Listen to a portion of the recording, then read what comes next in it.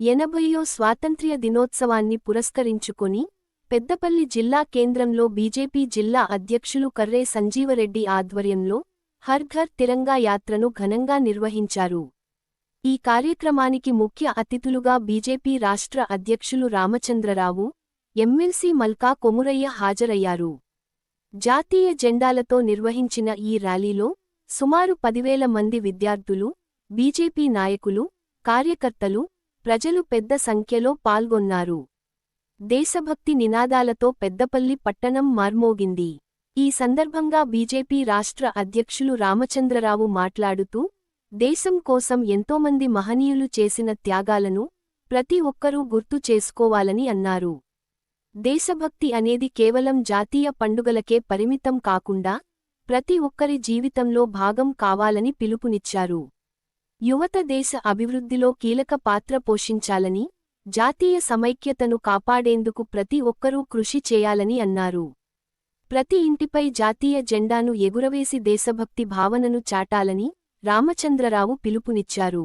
హర్ ఘర్ తిరంగా యాత్ర ద్వారా ప్రజల్లో దేశభక్తి, జాతీయ సమైక్యతపై మరింత అవగాహన కల్పించడమే లక్ష్యమని తెలిపారు.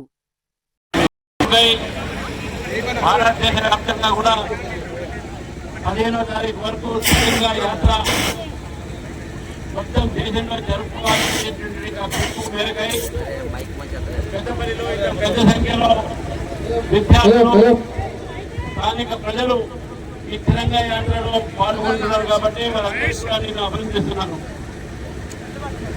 15వ ఆగస్టు నాడు మనం 80వ స్వాతంత్ర దినోత్సవాన్ని మనం జరుపుకోబోతున్నాం. అయితే ఈ యొక్క స్వాతంత్ర దినోత్సవం మనందరికీ కూడా రానున్న రోజుల్లో భారతదేశం ప్రపంచంలో కూడా ఒక వికసిత భారత్గా, ఒక అభివృద్ధి చెందిన భారత్గా, ఒక సస్యశ్యామలంగా దేశంగా మనం ఉండాలని చెప్పేసి ఆ సంకల్పం మీద తీసుకోవాల్సిన అవసరం ఉన్నది. ఈరోజు భారతదేశం ప్రపంచంలోనే అతిపెద్ద ఆర్థిక సంస్థగా మారినటువంటి నేపథ్యం ఉంది. ఈరోజు విద్యార్థులు, యువకులు మన దేశంలో రాకెట్లు తయారు చేసి స్పేస్ పంపిస్తున్నారు. అది కూడా మన రాష్ట్రంలో కూడా.